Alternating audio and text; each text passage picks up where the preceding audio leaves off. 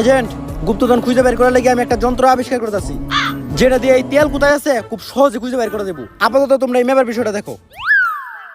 Sir, আমার সন্ধানে একজন লোক আছে, মাপা শামসু, যে ম্যাপ অনেক ভালো দেখতে পারে। তাইলে ওর কাছেই চল। স্যার, এত বেশি মারছেন, হারতেও পারতেছি না।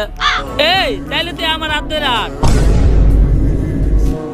কি ধরে আটবো তোর?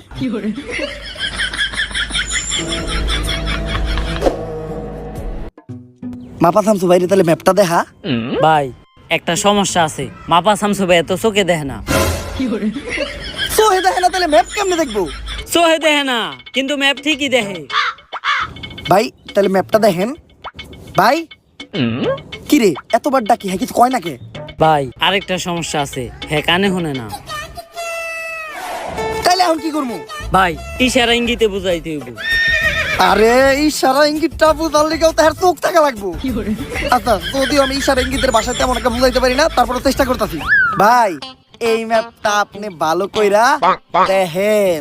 এই ম্যাপের যে জায়গায় তেল আছে ওই জায়গায় আমার করে নিয়া চলেন। ইশারা ইঙ্গিতের মায়ের খেলা। কিরে, আমার ইশারা ইঙ্গিত কে বুঝছে, কিছু কয় না কে? ভাই, হ্যার তো আরেকটা সমস্যা আছে, হ্যাঁ তো বুবা, কথা কইতে পারে না।